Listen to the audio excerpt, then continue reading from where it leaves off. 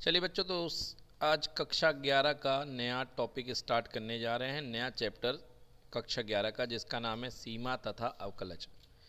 तो नाम से स्पष्ट है कि इस चैप्टर को हमको दो भाग में कवर करना है। पहला हमको निकालनी है सीमा। अब सीमा का नाम सुन करके आपको अजीब लग रहा होगा कि सर सीमा निकालनी है, सीमा तो किसी लड़की का नाम होता है, सीमा भला कैसे निकाली जा सकती है। तो एक्चुअली सीमा निकालने का मतलब आपको जो है गणितीय रूप में लेना है। ठीक है, इसको हमको थोड़ा समझना पड़ेगा कि सीमा निकालने का मतलब क्या होता है। आपने एक वर्ड सुना होगा, सीमांत। सीमांत मतलब होता है जहाँ सीमा अंत होती है। सीमा क्या होती है? अंत होती है। चलिए आप ये समझिए कि ये आपके देश की बॉर्डर होती है ना। और ये मान लीजिए एक कंट्री है, कंट्री वन। यहाँ पे इंडिया का बॉर्डर है और यहाँ पे चाइना का बॉर्डर है। ठीक है, और बीच में एक जो जगह होती है ना बेटा, यहाँ पे कोई नहीं आ सकता है, मतलब दोनों नहीं आ सकते हैं, है ना। इस जगह को बोलते हैं LOC, लाइन ऑफ कंट्रोल। ठीक है ना, क्या बोलते हैं इसको? Line of control. मतलब आप समझ रहे हो कि बॉर्डर इस तरीके से होता है कि जैसे हमारे घर में दीवार खिंच गई, यहाँ पापा रह रहे हैं, यहाँ चाचा रह रहे हैं, ऐसा नहीं होता बेटा। बीच में थोड़ी सी जगह होती है जहाँ पे दोनों भी नहीं आ सकते हैं, है ना। तो इस जगह को क्या बोलते हैं? लाइन ऑफ कंट्रोल बोलते हैं। तो अब सवाल ये है कि ये बॉर्डर है, तो अगर आपको एज अ सिंपल पर्सन बोला जाए, सिविल पर्सन, तो आप कहाँ तक जा सकते हो? ठीक है ना। तो क्या आप बॉर्डर टच कर सकते हो? तो एक तो चीज़ है कि आप बॉर्डर टच कर सको। तो बॉर्डर टच कर सकते हो तो आप एक निश्चित वैल्यू को दे पाओगे, एक निश्चित वैल्यू को दे पाओगे। बट यदि आप बॉर्डर टच नहीं कर सकते हो तो आप अधिक से अधिक कितना क्लोज जा सकते हो? अधिक से अधिक कितना क्लोज जा सकते हो? निकट कितना पास में आ सकते हो? तो यहाँ जितना ज़्यादा आप पास में आ सकते हो तो उस मान को बोलते हैं सीमांत मान। क्या बोलते हैं? या उसी को हम कहते हैं सीमा ज्ञात करना। क्या ज्ञात करना? सीमा ज्ञात करना। ठीक है ना। एक हंसने की बात पे यदि बात की जाए, एक दोस्त ने कहा कि तुम्हारी हिम्मत नहीं है कि तुम मुझे छू भी सको। किसी ने कहा तुम्हारी हिम्मत नहीं कि तुम मुझे छू भी सको। तो सामने वाला कहता है, वो इसने कहा कि तुम्हारी हिम्मत नहीं छू भी सको। तो भाई, तो ये बताइए कि अगर ये इसको छूने आ रहा है तो कितना क्लोज आ सकता है? इतना क्लोज कि बस उसको टच ना होए। तो वो आपको निकटस्थ मान निकालना है कि कितना अधिकतम पास में आ सकता है, निकटस्थ मान आपको निकालना है। तो यहाँ पे वही हम सीमांत मान निकालने की कोशिश करेंगे।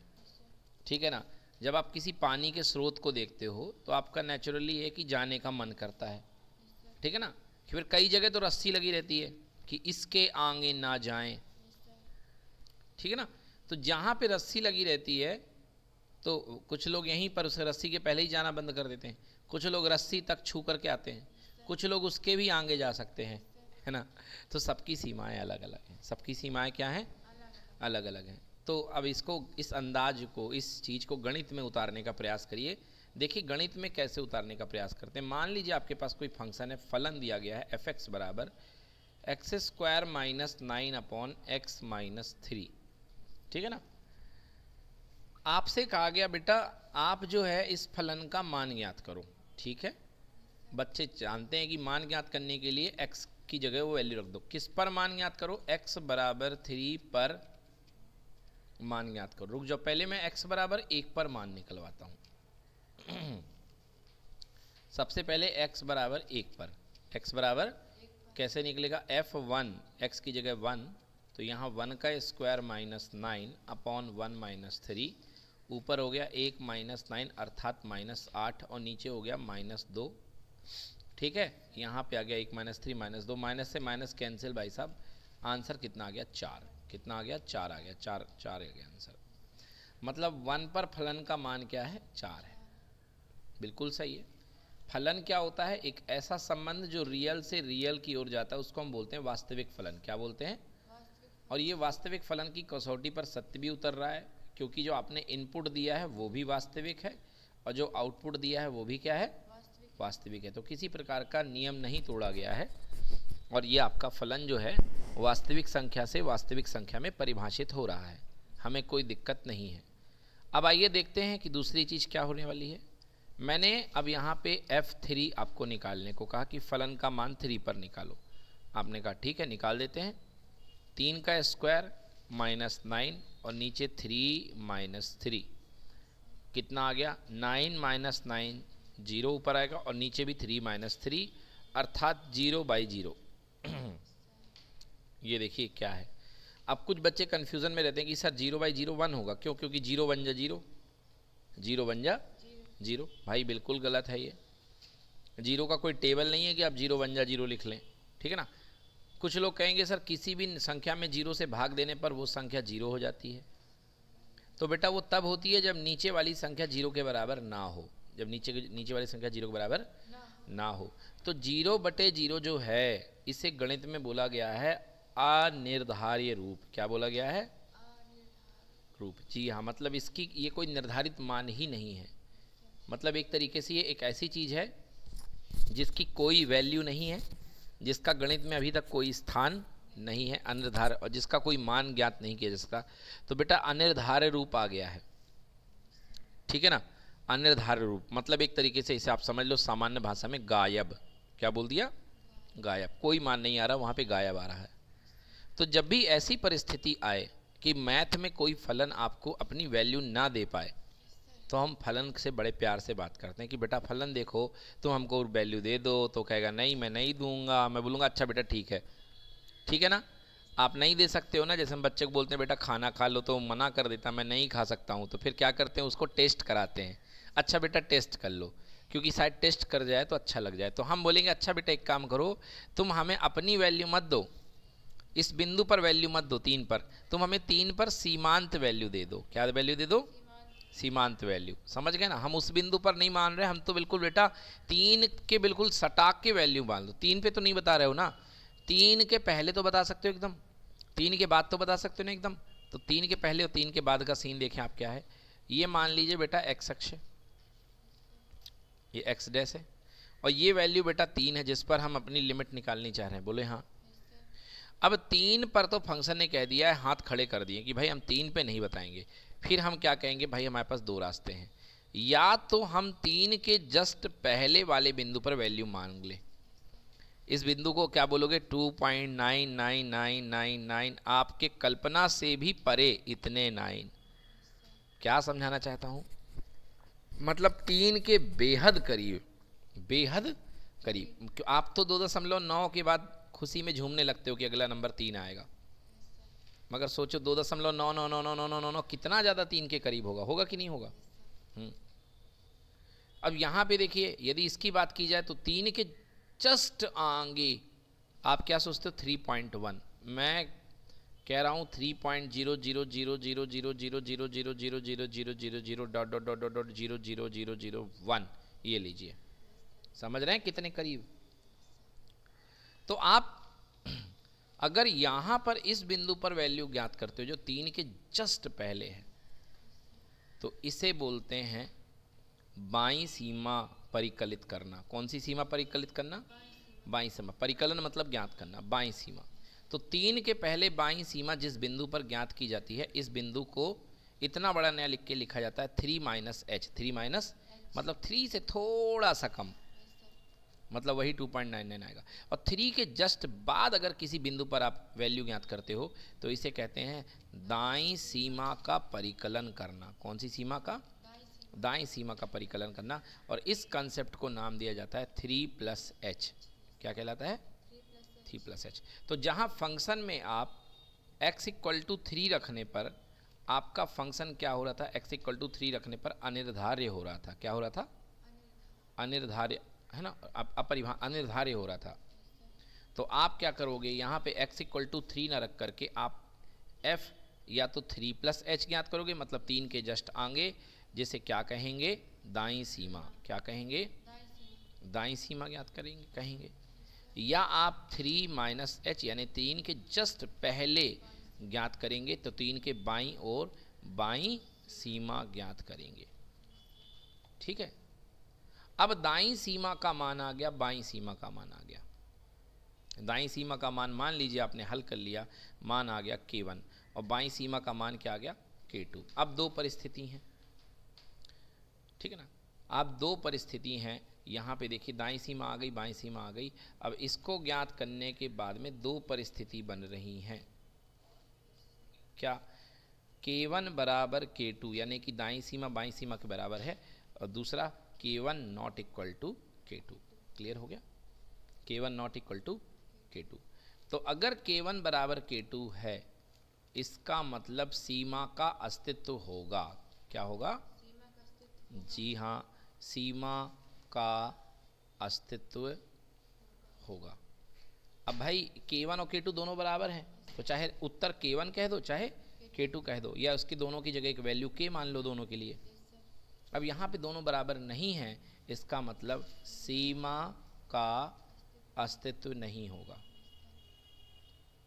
अस्तित्व नहीं होगा। ठीक है ना, सीमा का अस्तित्व नहीं होगा। एग्जाम्पल के लिए जैसे मान लीजिए 3 सीटें हैं, 3 सीट में 3 फ्रेंड बैठती हैं, ठीक है ना, ये प्रिया की सीट है, ये प्रिया की सीट है। 6 तारीख की अटेंडेंस थी, 6 तारीख की अटेंडेंस थी यहाँ पे।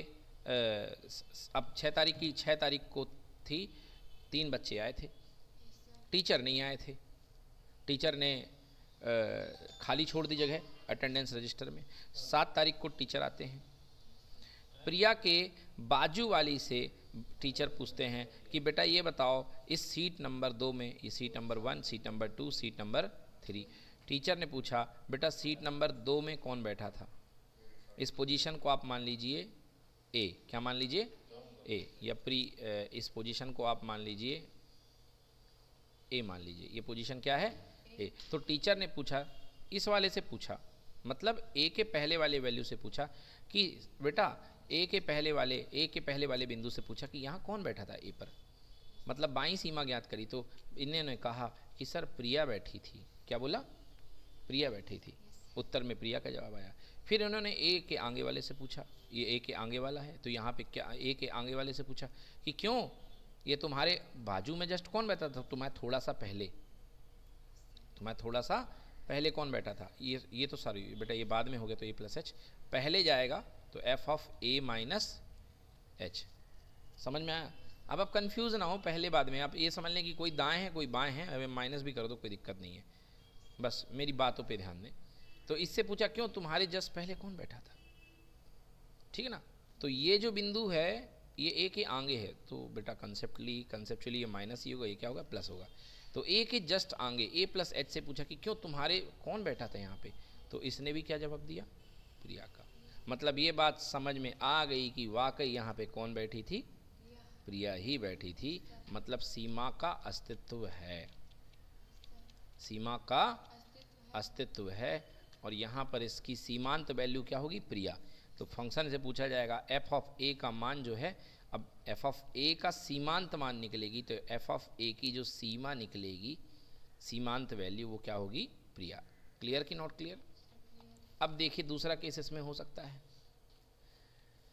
यही ए पर पूछा गया, सीट नंबर ए पर ए माइनस एच पहले वाले से पूछ लिया गया, तो ए माइनस एच यानी पहली वाली सहेली ने बोला कि यहाँ पर कौन बैठा था, तो उसने कहा कि सर यहाँ पे रिया बैठी थी।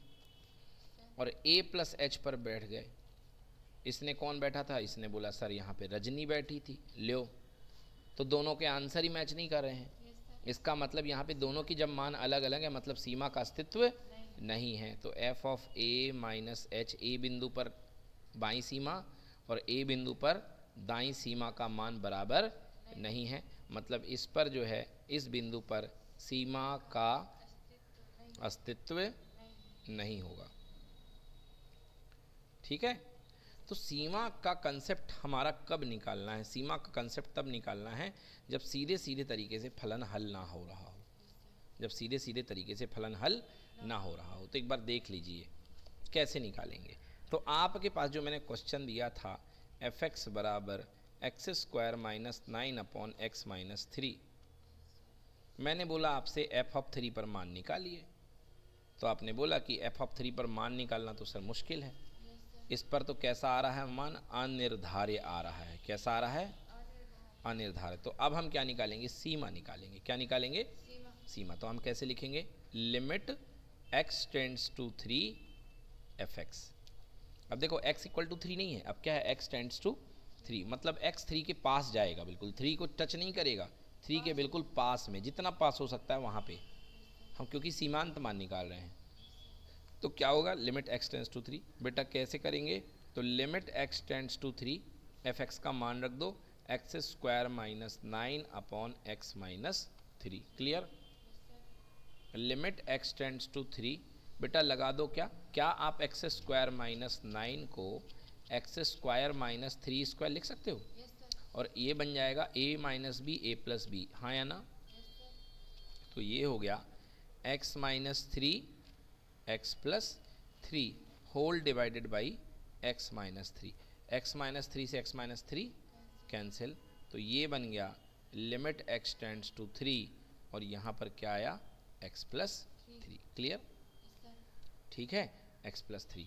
अब देखिए, अब आप यहाँ पे x का मान आपको 3 डायरेक्टली भी पुट कर सकते हो, वैसे लॉजिकली देखा जाए तो आपको x का मान 3 पुट नहीं करना चाहिए। तो आप मान लेते हो, माना x बराबर 3 से थोड़ा सा ज़्यादा, 3 प्लस h। x का मान कितना? 3 प्लस h। अगर x 3 की तरफ दौड़ेगा तो h कहाँ दौड़ेगा बेटा? 0 की तरफ। क्यों दौड़ेगा ये समझो। ये वैल्यू कितनी है बेटा? 3, और इसके जस्ट आगे थोड़ी सी ज़्यादा वैल्यू लेनी मैंने। कितनी वैल्यू हो गई? 3 प्लस h। 3 प्लस, तो ये जो गैप हुआ ये h का हुआ कि नहीं हुआ? h का हुआ कि नहीं हुआ? तो ये जो गैप हो गया ये h का हो गया। अब मान लो आप x को लेकर के, क्योंकि ये x की वैल्यूज़ हैं, x को लेकर के आप अगर 3 की तरफ आ रहे हो तो ये जो गैप है ये कम होएगा कि बढ़ेगा? कम होगा। मतलब अगर x 3 की तरफ दौड़ेगा तो h किसकी तरफ दौड़ेगा? 0 की तरफ। समझ में आ गया? तो यहाँ पे आप क्या लिखोगे? लिमिट x का 3 की तरफ जाना मतलब h का 0 की तरफ जाना, और यहाँ पे वैल्यू पुट कर दो x की वैल्यू कितनी है? 3 प्लस h प्लस कितना? 3। ठीक है, तो आंसर कितना हो गया? 6 plus h। 6 plus limit h tends to 0, h tends to, h की वैल्यू पुट कर दो, आंसर 6 प्लस 0, आंसर कितना आ गया? 6 आ गया। समझ में आ गया? तो वो जो वैल्यू आप नहीं निकाल पा रहे थे, वहाँ पे अनिर्धार्य आ रहा था, उसकी सीमांत मान कितना आ चुका है? 6 आ चुका है। कितना आ चुका है सीमांत मान? 6। तो यहाँ पे जो सीमांत मान है बेटा वो 6 है। इस फलन का बिंदु 3 पर जो सीमांत वैल्यू निकल रही वो कितनी है? 6। अच्छा, आप यहाँ से भी निकाल सकते हो, तो आंसर आएगा 3 प्लस 3 बराबर कितना? 6। तो पूछोगे सर क्या ये करना वैलिड है? हाँ वैलिड है, कोई दिक्कत नहीं है। एक्चुअली सही रूप तो ये है ना? तो ये भी कर सकते हो और ये भी आप कर सकते हो। अच्छा मत एक चीज़ सुनो, अभी आपने 3 के दाएं तरफ से निकाली 3 प्लस h, अब 3 के जरा बाएं तरफ से भी निकाल के देख लो, तो भी आपका 6 ही आंसर आएगा। समझ गए? मगर बात यह है कि चलो पहले निकाल देते हैं फिर देखते हैं कि बात क्या है। तो अब यदि हम यहाँ पे वैल्यू निकालते हैं, बाईं सीमा निकालते हैं ना, तो ये देखिए आपका 3 है, तो 3 के पीछे की तरफ क्या होता मान? 3 माइनस एच। 3 minus H. चलिए तो हम कर देते हैं।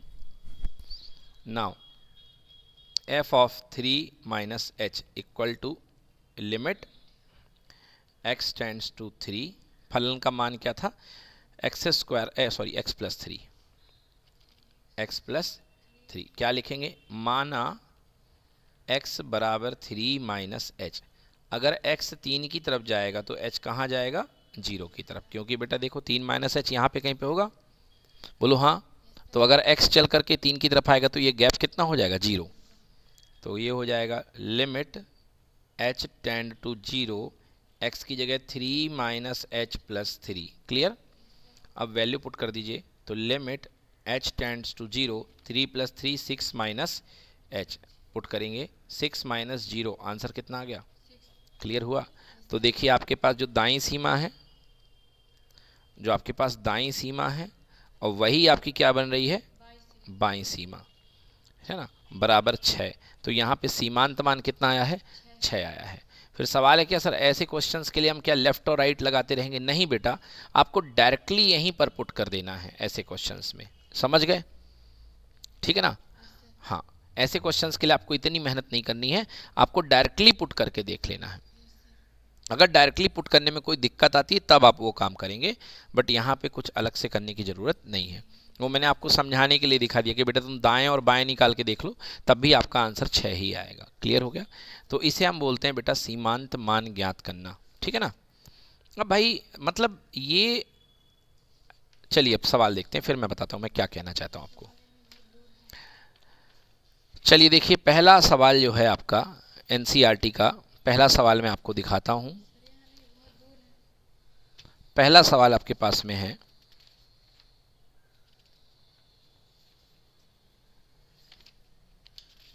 सवाल क्रमांक 1। देखिए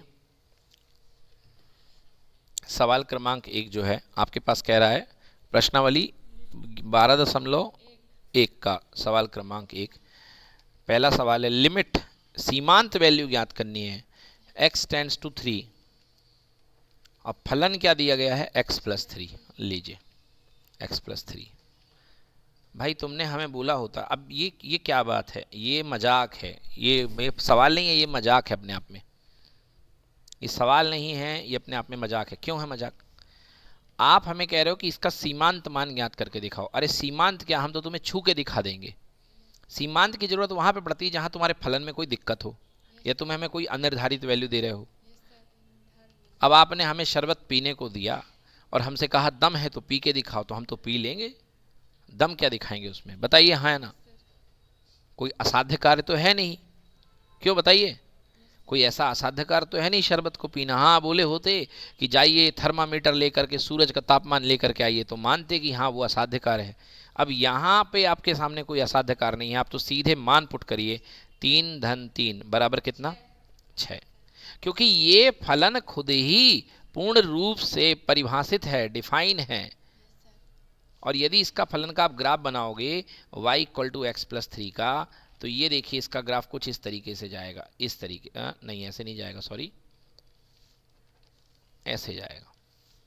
x का गुणांक 1 है, मतलब प्रवणता इसकी 1 है, धनात्मक है, तो इस तरीके से ये आपका ग्राफ जाएगा। ये ग्राफ जाएगा, कभी ना समाप्त होने वाली इसकी सरल रेखा इस तरफ से बनेगी। अब मुझे कहीं पर भी ये ग्राफ गायब नहीं दिख रहा है। कहीं पर गायब है क्या? और जब गायब नहीं है मतलब अनिर्धारित नहीं है। अनिर्धारित नहीं मतलब लिमिट की कोई ज़रूरत ही नहीं है यहाँ तो आप साफ मान ज्ञात करके बता सकते हो। ठीक है, चलिए देखते हैं सेकंड क्वेश्चन। अगला क्वेश्चन है limit X tends to pi, limit X tends to pi, और क्वेश्चन है pi minus 22/7, sorry X minus 22/7। तो क्या कहा जा रहा है कि x की जगह पे पाई पुट करिए। लीजिए पुट कर दीजिए, तो पाई माइनस 22/7, यही आंसर आ जाएगा। अब आप ये मत करिएगा कि पाई को भी 22/7 रख दीजिएगा, क्योंकि याद रखिएगा ये पाई का शुद्ध मान नहीं है, ये पाई का जो है कौन सा मान है? ये पाई का लगभग मान है, करीब करीब 22/7 होता है, अप्रॉक्सीमेट वैल्यू है ये शुद्ध वैल्यू नहीं है। तो इसका आंसर बस यहीं पर आकर के रुक जाएगा, पाई माइनस 22/7। अगला है limit x r tends to 1 pi r square. देख रहे हो कैसे सवाल आ रहे हैं? Limit r tends to 1 pi r square का मान याद करिए। रख दो भाई, कौन सा पहाड़ टूटने वाला है? तो आपने यहाँ पे सीधे पाई और आर की जगह 1 रख दिया, तो 1 का स्क्वायर कितना आ गया? पाई आ गया, है ना? तो वास्तविक संख्या खुद देने को आतुर हैं। तो इन क्वेश्चनों में भला क्या आप लिमिट निकालने की चेष्टा करोगे? अब अगला एक क्वेश्चन और देख लीजिए आप में। ऐसे क्वेश्चन मतलब जो खुद ही परोस के बैठे हुए हैं अपने आप को कि आओ हमारी वैल्यू निकाल लो। अब उनमें भाई क्या चिंता करना, क्या डर, किस बात का डर? 4x plus 3 upon x minus 2, ये लीजिए। अब ये इतना प्यारा फंक्शन है और वो भी वैल्यू 4 पे बोली है, तो 4 वैल्यू रख करके देख लो भाई। तो 4 इंटू 4 प्लस 3 अपॉन 4 माइनस 2, तो 16 प्लस 3 19, और 4 में से 2 गए 2, करेक्ट मान क्या आ गया? 19/2। कितना आ गया? हाँ, तो ये जो हमारे शुरुआती सवाल जो दिए गए हैं, ये इन्होंने मतलब सवाल तो मैं इनको बोलूँगा नहीं, इनको मैं कहूँगा ये एक मजाक दिया गया है, क्योंकि इन्होंने ऐसे फलन पे वैल्यू निकलवाई है, मतलब सीमा निकलवाई है जहाँ पे सीमा का कोई काम ही नहीं है, सीमा का कोई काम ही नहीं है। जो वैल्यू अपनी खुद की पूरी वैल्यू दे सकता है वो भला वहाँ सीमा का नाम मत लो ना। अब जैसे क्वेश्चन पाई आर स्क्वायर था, तो इनको ऐसे लिखना था कि अगर आर का फलन पाई आर स्क्वायर है तो आप f1 की वैल्यू बताओ। तो लो बच्चे क्या करते, आर की जगह पे 1 रख दिए, तो 1 का स्क्वायर आंसर कितना आएगा, पाई, और सीमा भी कितनी आ रही है, पाई। भाई जिसमें हम छू सकते हैं तो हम वैल्यू तो वही बताएंगे ना, ठीक है ना। हाँ, अब चाहे आप उसमें फलन का मान बोलो चाहे आप सीमांत मान बोलो, जब हम टच कर सकते तो हमारी सीमा भी वही है। चलिए अब निकाल, तो ये तो पहले को सवाल हो गया जिसमें हमको सीमांत वैल्यू ज्ञान, मतलब सिंपल फलन ही है।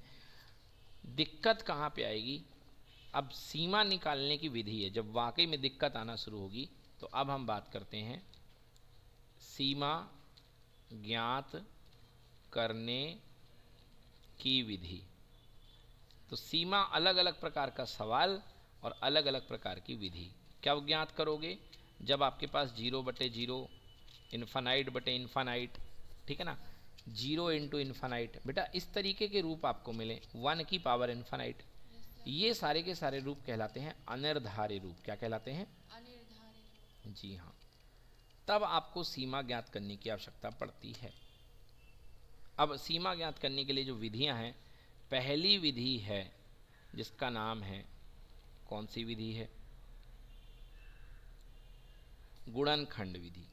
पहली विधि का नाम है कौन सी विधि, गुणनखंड विधि, मतलब आप इसमें गुणनखंड करके जंग जीतेंगे। दूसरी विधि का नाम है, ये गुणनखंड विधि है पहली विधि। दूसरी विधि का नाम है परिमेयीकरण विधि। कौन सी विधि, हाँ परिमेयीकरण विधि, जिसमें कोई अपरिमेय व्यंजक होगा उसमें परिमेयीकरण विधि लगेगी। तीसरी विधि का नाम है सीधे सूत्र पुट करने वाली विधि, सूत्र विधि। कौन सी विधि, सूत्र विधि। 2-4 सूत्र बताऊंगा आपको, वो सीधे सीधे लगेंगे।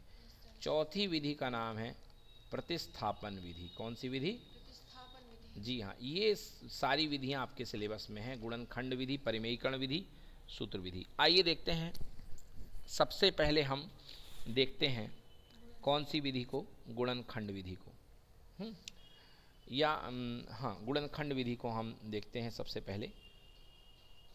तो गुणनखंड विधि को समझने के लिए आपको, हालांकि मैंने एक सवाल जो शुरुआत में बताया x की पावर वाला, वो गुणनखंड विधि से ही हुआ है।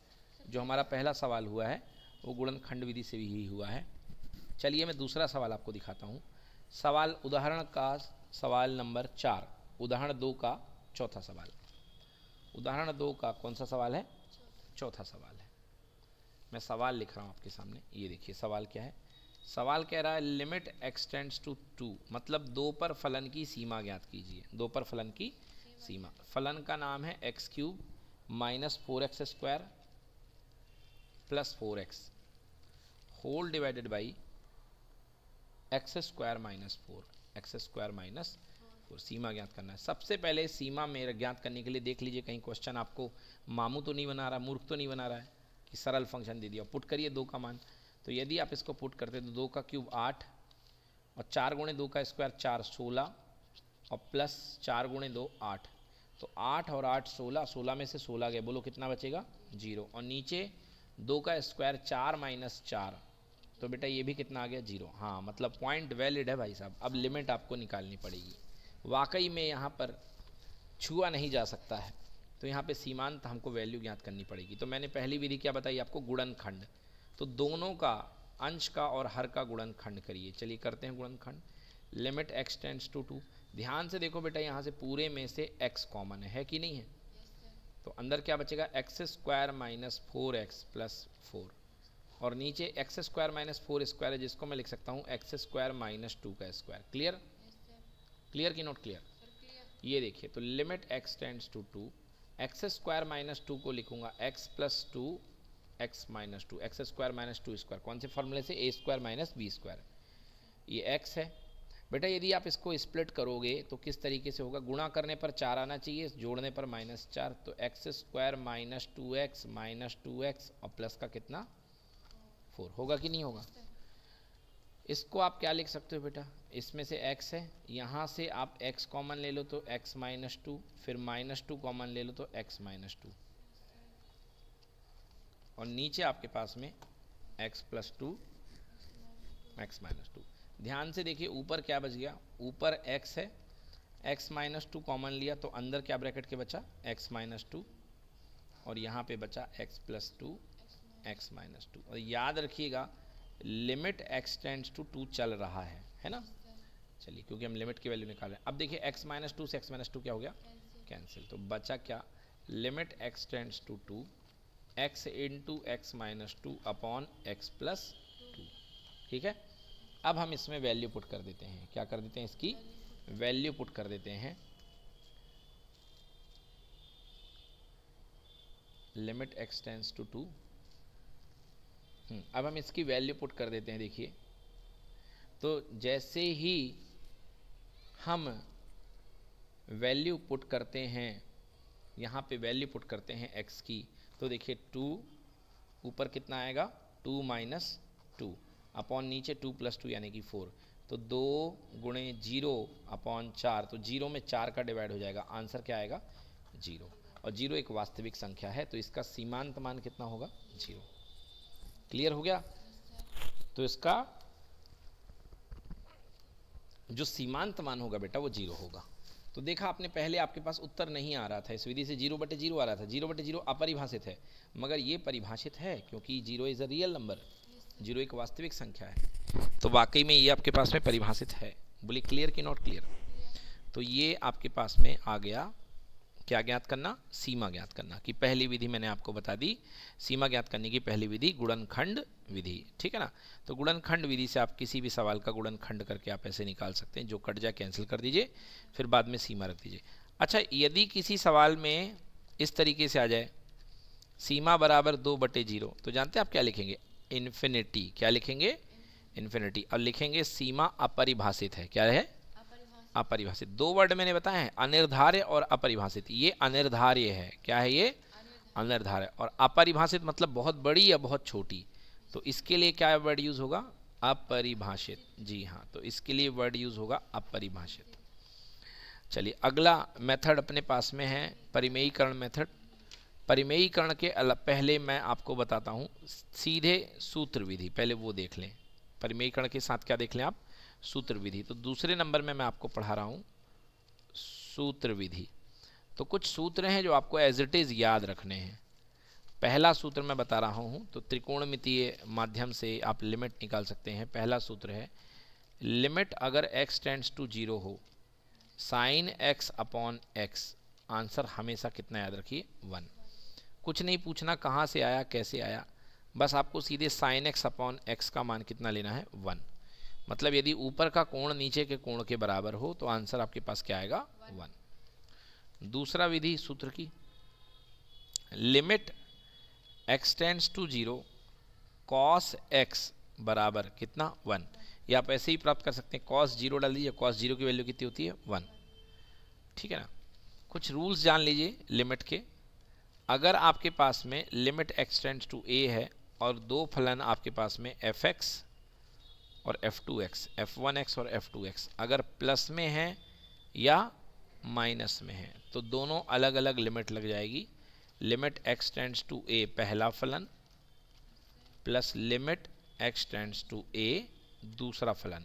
क्लियर, क्लियर हो गया। अगर गुणे में है तो भी अलग अलग हो जाएंगे और अगर भाग में है तो भी अलग अलग हो जाएंगे, तो कोई दिक्कत नहीं है। अगर गुणे में है तो भी अलग अलग, भाग में है तो भी अलग अलग। एक चीज़ और याद रखिएगा, limit x tends to a, अगर कोई कांस्टेंट है, कोई नियतांक है और आगे फलन है, तो नियतांक बाहर हो जाएगा और लिमिट किस पे लग जाएगी, फलन पे। किस पे लिमिट लगेगी, फलन पे। तो ये देखिए यहाँ पे नियतांक बाहर हो गया और फलन पे आपने क्या लगा दी, सीमा लगा दी, ठीक है। चलिए और कौन सा है सीधा सूत्र, सीधा सूत्र याद करें, बहुत इंपॉर्टेंट है बेटा सीधा सूत्र। x की limit x tends to a X की पावर n माइनस ए की power n upon x minus A. देख लीजिए, यदि आप a पुट करेंगे तो 0/0 का फॉर्मेट बन रहा कि नहीं बन रहा? तो अगर आप x की जगह a पुट करेंगे तो 0/0 का फॉर्मेट बन रहा है। बट इसका डायरेक्ट सूत्र याद रखें, बोलिए a नो n a की power n minus 1 n a की पावर n माइनस 1 ये द्विपद प्रमेय से आता है। उत्तर होगा n a की पावर n माइनस 1। आइए देखते हैं इसका एक सवाल। तो ये हमारे सारे सूत्र हो गए, ठीक है। चलिए एक सवाल करते हैं। Example, find limit x tends to 0 10x upon x, 10x upon x। अगर आप अभी डायरेक्टली पुट कर दें तो देखिए क्या बनेगा, 0/0 क्या बन जाएगा, क्योंकि 10 0 भी 0 होता है और 0 तो 0 है ही है, x भी 0। तो क्या करना पड़ेगा, देखिए इसकी हम लिमिट निकालेंगे। लिमिट x टेंड्स टू 0, क्या आप 10x को sin x upon cos x लिख सकते हैं? नहीं लिख सकते क्या? बिल्कुल लिख सकते हैं, 10 को sin अपॉन cos। अब आप थोड़ा सा बांट दीजिए, तो limit x tends to 0 sin x upon x, limit x tends to 0, ऊपर कुछ नहीं बचा मतलब 1 और नीचे क्या आ गया, cos x। अभी मैंने आपको सीधा फॉर्मूला पढ़ाया, sin x अपॉन x की स्टैंडर्ड लिमिट क्या होती है, 1। देख लीजिए, ये देखिए पढ़ाया था, sin x अपॉन x की स्टैंडर्ड लिमिट होती है 1, और 1 अपॉन cos x यानी cos 0, तो 1 ऊपर और cos 0 की भी लिमिट कितनी होती है, 1। तो इसका कुल आंसर कितना आएगा, 1। मतलब क्या बना हमारा answer, limit x tends to 0, जो हम 10x अपॉन x निकालने वाले थे उसका आंसर कितना आएगा, 1। क्लियर कि नॉट क्लियर? चलिए नेक्स्ट फॉर्मूला बेस अगला क्वेश्चन करता हूं मैं आपके सामने। एग्जाम्पल दिया आपकी बुक का, limit x tends to 1 x to the power 15 minus 1 upon x to the power 10 minus 1। ठीक है, तो देखिए आप इसको क्या लिख सकते हैं, इसको लिख सकते हैं limit x tends to 1 x की पावर 15 माइनस 1 की पावर 15 x की पावर 10 माइनस 1 की पावर 10। आप क्या करें, अब आप इसमें जानबूझ करके डिवाइड कर दें, ये आपने ऐसा लिख लिया ना, अब आप x माइनस 1 का ऊपर भाग दे दें और x माइनस 1 का नीचे भाग दे दें, तो लॉजिकली ये दोनों कैंसिल हो जाएंगे, मतलब आपने कोई परिवर्तन नहीं किया। बट अब देखिए आपको क्या दिख रहा है, आपको क्या दिख रहा है, लिमिट x टेंड्स टू 1, ऊपर वाला बन गया x की पावर 15 माइनस 1 की पावर 15 अपॉन x माइनस 1। बोलिए बनता दिखा कि नहीं दिखा? बना नहीं है भाई, ये पूरा का पूरा जो है आपके पास बन गया। और नीचे देखिए लिमिट डिवीज़न में, तो मैंने आपको बताया डिवीज़न में भी लिमिट बढ़ जाती है दोनों में। Limit x tends to 1 x की पावर 10 माइनस 1 की पावर 10 अपॉन x माइनस 1। अभी मैंने आपको फॉर्मूला क्या बनाया, limit x tends to a, क्या पढ़ाया, x की पावर n माइनस a की power n upon x minus a, ऐसा फॉर्मूला पढ़ाया। ये क्या होता है, n a की पावर n माइनस 1। तो ये तो वैसे ही लग रहा है, x की पावर n माइनस a की power n upon x minus a, a कितना है यहाँ पे 1 है, यहाँ भी x की पावर n माइनस a की power n upon x minus a। Clear कि नॉट क्लियर? तो दोनों जगह फॉर्मूला लगेगा, चलिए लगाता हूँ, क्या है n, n यानी 15, n यानी 15, a यानी 1 की power n 15 minus 1, n a की पावर n माइनस 1, नीचे ही फार्मूला लगा दीजिए, n है 10, a है 1 की पावर 10 माइनस 1, क्योंकि फार्मूला क्या सीखा है, n a की पावर n माइनस 1। तो ऊपर 15, 1 की पावर कुछ भी हो 1 आता है, नीचे 10, 1 की पावर कुछ भी हो 1 आता है। आंसर कितना, 15 अपॉन 10, 5 से काट दीजिए 3 बार और नीचे कितना 2 बार, तो करेक्ट आंसर कितना आएगा, 3/2। कितना आंसर आएगा, 3/2। दिख गया? तो सही आंसर है बच्चों 3/2। तो यहाँ पर हमारी दूसरी मेथड भी फिनिश होती है। चलिए अगला लेक्चर कल कंटिन्यू करते हैं बच्चों। तो अभी तक आप इसके क्वेश्चन बना करके लेके आएंगे, है ना। सीमा के जितना हमने आपको कंसेप्ट पढ़ा दिया है, अच्छे से इसको रिवाइज करिए। सीमा में 4 विधियां हैं, जिसमें से 2 विधि मैंने पढ़ा दी है। कल मैं आपको परिमेयीकरण विधि बताऊंगा और प्रतिस्थापन विधि बताऊंगा। आज ज़्यादातर सवाल आपके इसी विधि से हो जाएंगे, ठीक है ना। चलिए करिए।